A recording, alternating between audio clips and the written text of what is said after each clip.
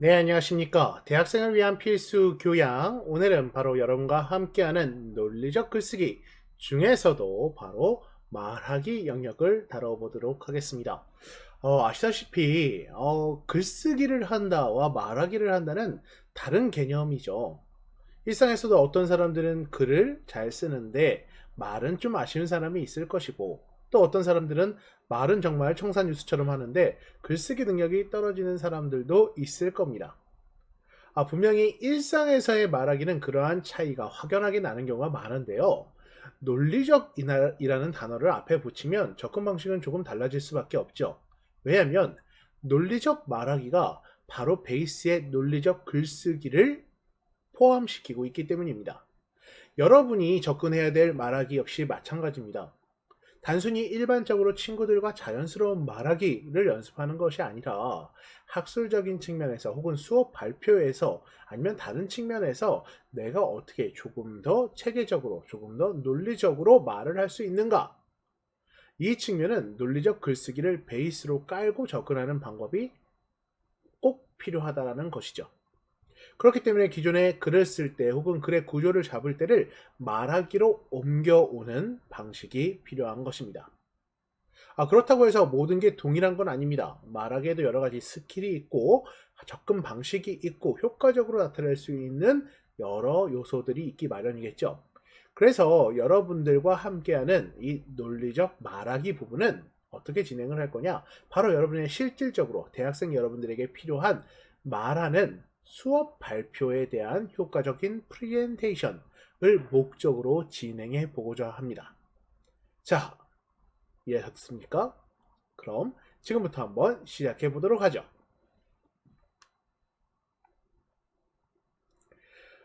첫 번째로 여러분이 생각하셔야 될 건 바로 이 스피치 훈련에 대한 부분입니다. 말하는 훈련.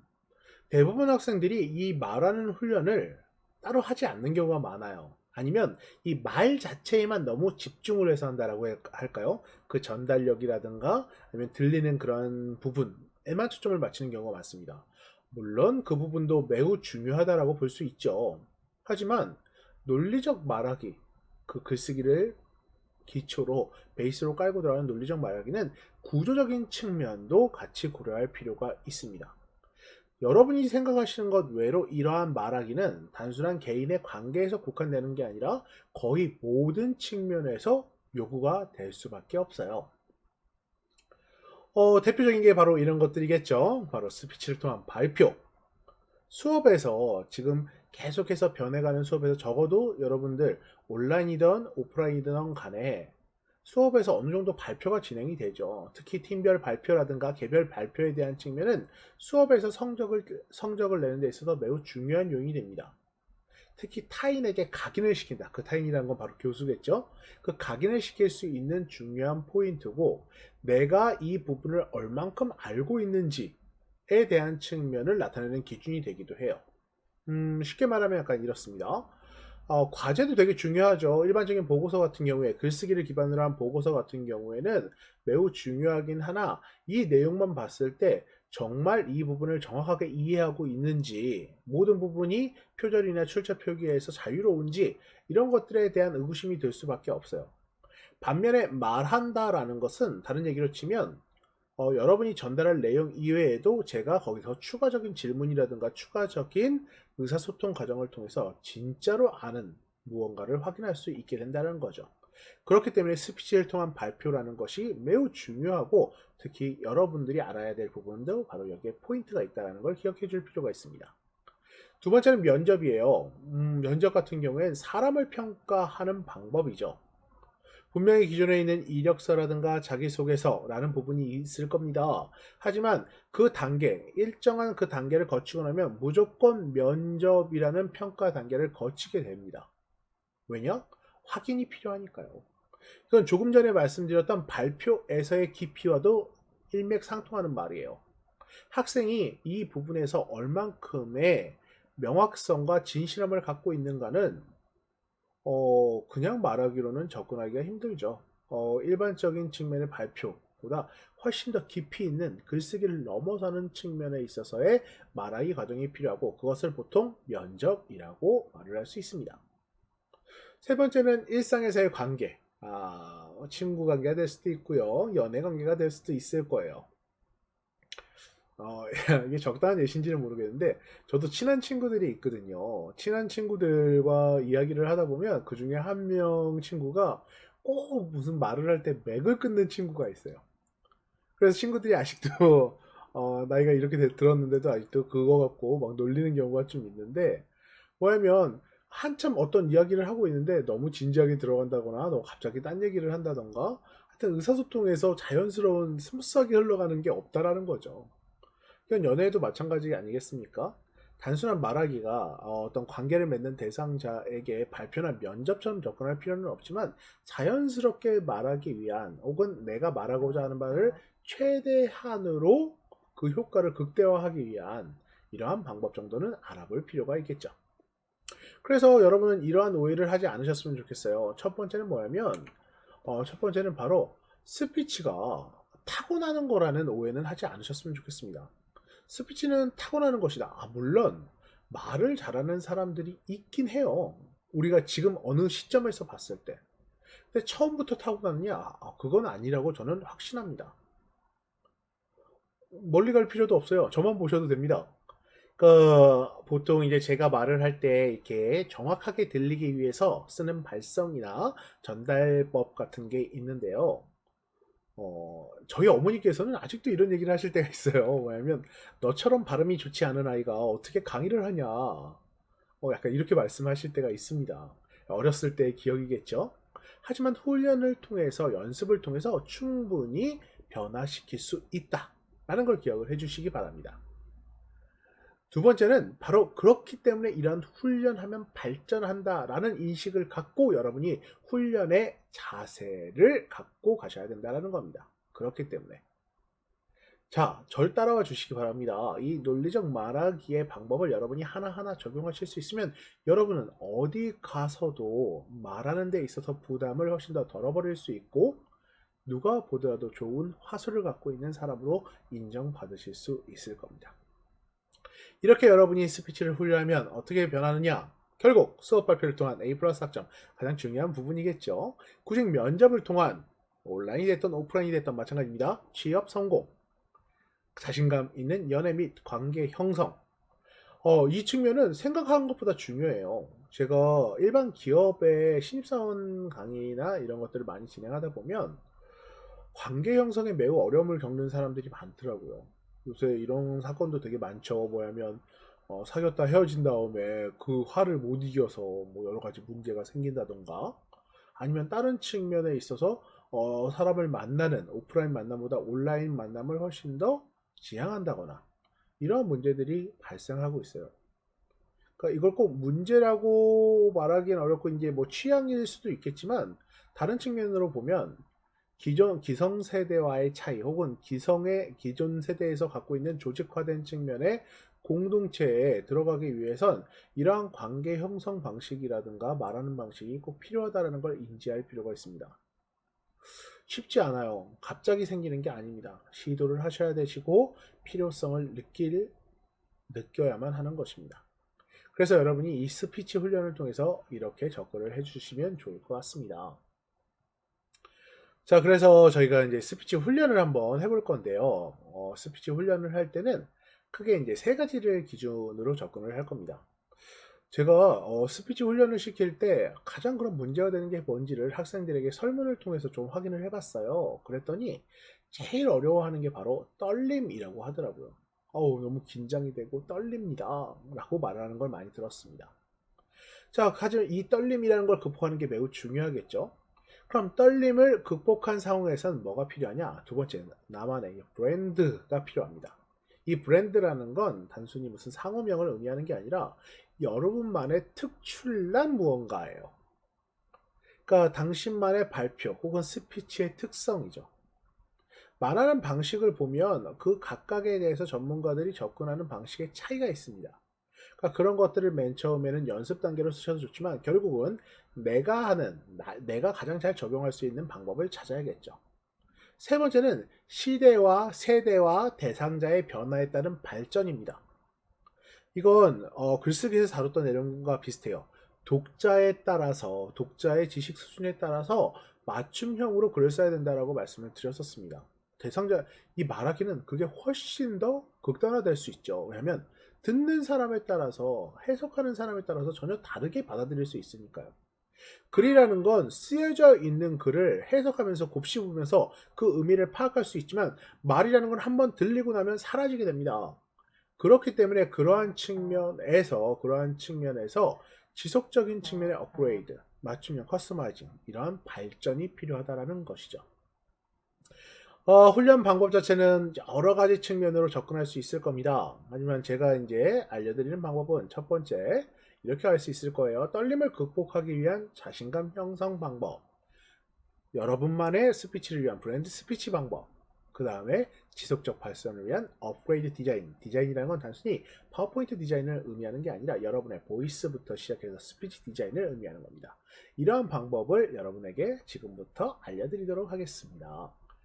자, 이 측면을 갖고 한번 그럼 진행을 해 보도록 하죠. 네, 첫 번째는요, 바로 여러분들의 떨림 극복하기입니다. 많은 학생들이 가장 많이 관심을 갖고 가장 부담스러워하는 부분이기도 하죠. 어떻게 하면 그럼 이러한 떨림을 우리가 극복할 수 있을까요? 정말 극복이 가능하긴 한 걸까요? 제가 영상 하나를 보면서 이 부분을 먼저 한번 같이 생각해 보도록 하겠습니다. 영화의 한 건에 대한 소유권에 대한 그 인정을 죄송합니다. 제가 약간 실수를 했군요. 북한에 대한 진정서 진정서를 문화공보부에 냈다고 합니다. 관광. 제가 너무 실수를 많이 아닙니다. 자, 여러분 딱 봐도 누군지 아시겠죠? 네, 대표적인 국민 MC라고 말할 수 있는 유재석 씨입니다. 보시면 아시겠지만 어떻습니까, 여러분? 지금의 모습과는 너무 많은 차이가 나타나고 있죠. 보여지는 대본도 제대로 못 읽을 정도로 떨려하는 모습을 볼 수 있습니다. 그런데 지금 현재 어떻습니까? 어떤 상황에서 카메라가 오더라도 우선 런닝맨이나 이런 데서 카메라 울렁증이라는 단어로서 이야기를 하고 있긴 하지만, 말하는 걸 기반으로 했을 때 유재석 MC만큼 말을 잘하는 사람을 찾기가 힘들 정도죠. 이런 시절이 있었다는 겁니다. 어딘가에서 말만 하면 떨리는 것도 우리가 연습을 통해서 충분히 개선시킬 수 있다라는 걸 의미하는 거죠. 이것부터 생각해 주실 필요가 있습니다. 여러분의 떨림 충분히 극복 가능하다라는 것. 이걸 믿고 따라와 주시면 좋을 것 같아요. 자, 이 떨리는 이유는 긴장이 돼서겠죠. 자신감이 없어겠죠. 왜 그럼 이러한 자신감이 없고, 그럼 자신감을 형성하기 위해서는 어떻게 해야 되는가? 한번 생각해 볼까요? 영화의 자, 보시면 일반적으로 이러한 자신감 형성 방법에는요, 이렇게 두 가지를 나눠질 수 있어요.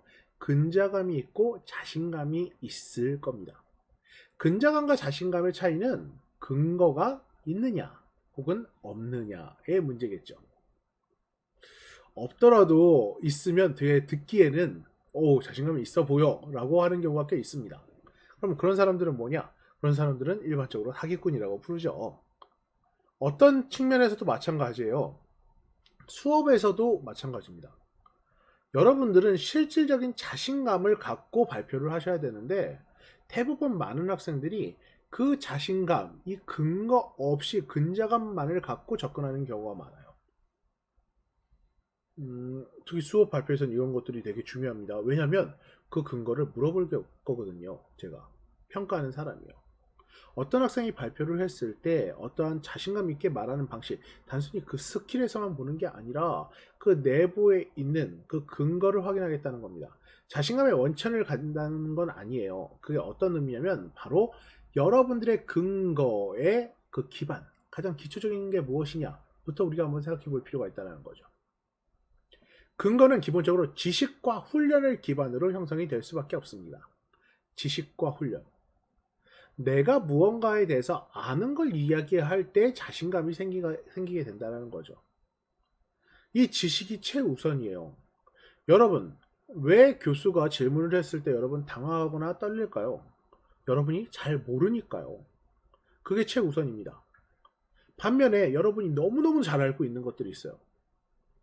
예를 들어서 여러분이 뭐 가족 관계라든가 부모님의 특성이라든가 아니면 여러분이 했던 어떠한 일에 대해서 물어본다. 그럼 생각보다 자신감 있게 얘기할 수 있습니다. 왜냐? 내가 이 세상에서 나를 잘 아는 사람은 나밖에 없으니까. 여기에 대한 지식은 내가 가장 많이 알고 있으니까요.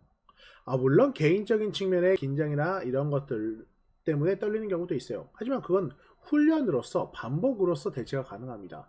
우선시 되는 건 바로 지식이라는 거예요. 여러분이 발표할 내용에 대한 지식이 잘 갖추어지면 갖추어질수록 여러분의 자신감은 형성될 수밖에 없고요. 자, 그렇기 때문에 그 부분에서 디테일한 나머지 걸 좀 더 자연스럽게 하기 위한 훈련이 필요한 거죠. 자, 그래서 이제 지식으로 조금 더 구체적으로 한번 들어가 보도록 하겠습니다. 여러분들의 지식 수준을 업그레이드할 필요가 있다는 거예요. 자, 대부분의 사람들의 지식은 이렇게 구분해 볼 수 있을 거예요. 아예 모르는 지식이 있고요. 모르는데 아는 척하는 지식이 있을 것이고요. 대충 아는 지식이 있을 것이고 완벽하게 알고 있는 지식이 있을 겁니다. 여기서 차이가 있기 때문에 문제가 생기는 거예요. 왜냐하면 수업 발표에 대한 측면에 있어서는요, 대부분 교수들은 그 부분에 있어서의 지식을 완벽하게 알고 있는 지식으로서 인식을 하고 있습니다. 그러니까 본인은 그 부분에 대해서 그 지식을 완벽하게 알고 있겠죠. 반면에 여러분들은 둘 중에 하나인 거예요. 대충 알거나 모르는데 아는 척하거나. 아무래도 수업 발표를 위한 준비를 했으니까 아예 모르지는 않을 겁니다. 하지만 이 두 케이스를 같이 커버를 해 주실 필요가 있다는 거예요. 여러분이 수업을 진행하는 혹은 수업 발표를 진행하는 대상자, 뭐 동기들이 될 수 있겠죠. 이 친구들은 그 지식을 모를 수도 있어요. 하지만 여러분들은 그럼 어떻게 하겠습니까? 이 지식을 모르는 대상자와 완벽하게 알고 있는 교수란 대상자를 둘 다 만족시킬 수 있어야 된다는 걸 의미하는 거죠. 그렇기 위해서 여러분이 대충 하시면 안 되고 모르는데 아는 척 하는 것도 안 된다는 말입니다. 분명히 쉽지는 않죠. 하지만 이런 식의 접근이 필요하다는 걸 기억을 해 주셔야 돼요. 왜? 왜 그걸 기억을 해야 되느냐? 이게 바로 여러분 자신감의 원천이기 때문이죠. 교수들이 대부분 수업할 때 자신감 있게 수업을 하잖아요. 그 이유는 간단합니다. 이 방에서, 이 수업 교실에서 나만큼 이 부분을 잘 알고 있는 사람이 없으니까 자신감 있게 얘기를 할 수 있는 거예요. 스피치 스킬? 꼭 교수라고 해서 스피치 스킬이 좋은 건 아닙니다. 여러분도 아실 거예요. 다른 여러 가지 수업을 듣다 보면 전달이나 이런 부분을 굳이 그렇게까지 잘 효과적이지 않은 경험도 해보셨을 겁니다. 하지만 무엇보다 질문이라든가 다른 측면으로 접근을 하다 보면 그 사람이 이 부분에 있어서 정말 완벽하게 혹은 정말 대단한 수준으로 지식을 갖고 있구나를 알 수 있게 되겠죠. 여러분의 수업 발표에 대한 준비도 이 정도가 되어야 자신감 있게 얘기할 수 있게 되는 겁니다. 어설프게 알거나 모르는데 아는 척 하면 할수록 어떻게 준비가 덜 된 상황이니까 당연히 떨릴 수밖에 없겠죠. 이게 바로 지식 정리에 대한 측면입니다. 여러분들은 깊이 있는 지식을 제대로 완벽하게 접근하는 그러한 연습이 필요해요. 자, 그럼 지식을 정리하기 위해서 우리가 갖춰갈 수 있는 건 바로 이 부분이에요. 보시면 지금 이렇게 나오고 있죠. 목적에 대한 명확화입니다. 바로 이 지식이라는 측면, 그러니까 여러분이 진행할 어떠한 발표나 이 내용에 대한 측면에서요. 어떠한 목적으로 이게 진행되고 있는가를 좀 정확하게 알 필요가 있다는 거죠. 그게 강연인가, 대화인가, 아니면 뭐 이 가르치는 교수인가, 아니면 뭐 상대의 호감을 이끌어내는 방식인가, 어떠한 주제에 대한 설명인가, 아니면 우리 둘이서 하는 토론 과정인가, 정리하는 과정인가, 중재하는 과정인가, 이런 것에 따라서 전반적으로 달라질 수밖에 없다라는 겁니다. 강연일 때는 어떻게 하겠습니까? 강연일 때는 상대의 흥미와 호감을 이끌어가는 방식으로 지식을 접근해야겠죠. 그렇지 않겠습니까? 제가 강연을 하는데 수업처럼 딱딱하게 어떤 내용을 전달하는 데 목적을 두고 있다라면 그런 식으로 지식을 정리하게 된다면 효과는 극명하게 떨어지게 되겠죠. 반면에 교수나 가르치는 과정이나 설명하는 과정은 여기서 농담 따먹기 하는 게 아니지 않겠습니까? 이 부분에서는 내가 어떻게 하면 효과적으로 전달할 수 있을지에 대한 파워포인트에 대한 구성이라든가 말하는 측면의 구성이 필수적이겠죠. 대상자에 따라서 또 달라질 거예요.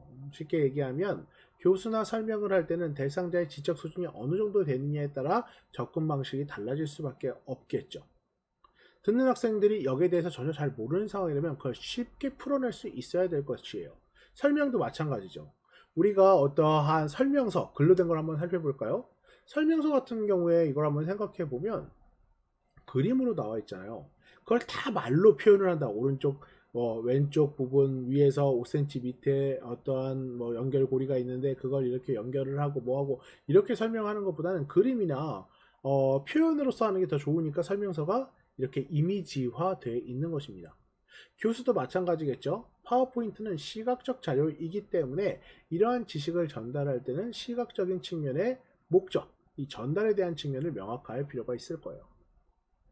토론이라면 뭐겠습니까? 이 토론 대회에서나 아니면 토론 과정이라면 이거 세다 방식이라든가 절차에 따라 차이가 있긴 하겠지만 이런 측면에서 상대방의 얘기를 듣고 그걸 정리를 하고 부분에 따라 아쉬운 부분이나 공격이 가능한 부분 같은 경우에는 비판적 사고로 접근하는 것도 필요하겠죠. 일상적인 대화나 호감에서는 내가 말하는 것보다 듣는 걸 위주로 접근하는 경우가 있으며 감정적인 공감을 위주로 해야겠죠. 정리나 중재와 같은 경우에는 어떤 부분이 필요하겠습니까? 내가 전반적인 내용을 단 하나도 놓치지 않고 왜곡되지 않게 이해를 하는 과정이 필요할 겁니다. 이러한 지식 정리라는 건 한 번에 되는 건 아니에요. 하지만 내가 어떤 목적을 갖고 내가 지금 이러한 지식을 다루고 있는가에 대한 측면만 명확하게 하더라도요. 훨씬 더 그 지식의 방향성, 말하기의 방향성을 정확하게 정리해 볼 수 있게 되는 겁니다. 자, 그럼 전달적인 측면으로 한번 가볼게요. 여러분이 이제 지식 수준을 높인다라고 했을 때 지식의 효율적인 전달에 대해서 고민할 필요가 있을 겁니다. 자, 이 부분은 크게 두 가지로 나눠질 수 있어요. 이해도 향상과 전달력 향상이라는 크게 두 가지의 영역으로 구분할 수 있는데 이해도라는 건 대상자의 이해를 높이기 위한 방법이에요. 그리고 이 부분을 제가 표현할 때는 시대 반영, 공간 반영, 욕구 반영이라고 표현을 합니다. 시대 반영이라는 건 쉽게 얘기하면 지금 듣는 사람들이 갖고 있는 시대적인 특성을 반영한다는 얘기예요. 말하는 대상이 20대라면, 30대라면, 40대라면 섞여 있다면 어떻게 접근하는 게 좋을 것인가 라는 측면을 접근하는 것이죠.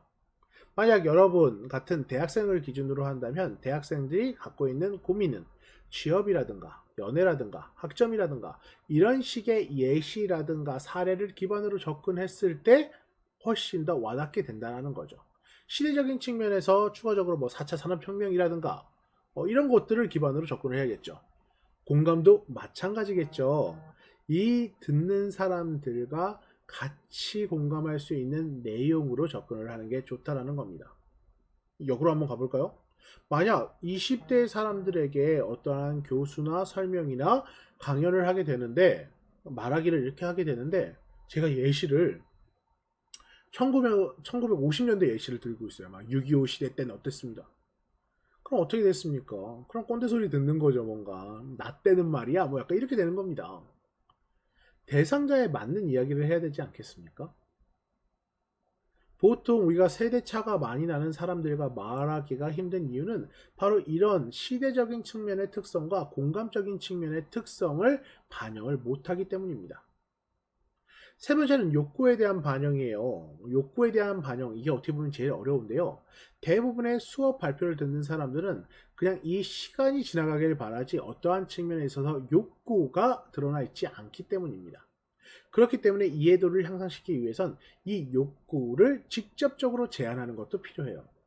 여러분이 이런 상황이시죠? 이런 것들 때문에 이걸 알게 되면 훨씬 더 도움이 될 겁니다. 라는 식의 학생의 욕구를 자극할 수 있는, 대상자의 욕구를 자극할 수 있는, 수업을 듣는 사람들의 욕구를 자극할 수 있는 무언가를 하게 된다면 실질적인 내용 이해에 훨씬 더 도움이 될 수 있습니다.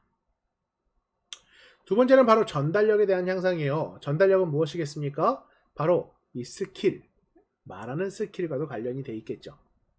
어떻게 하면 제대로 이제 목소리 톤이나 이런 성량적인 측면도 이 전달력에 의미 있는 요인이 될 수 있고요.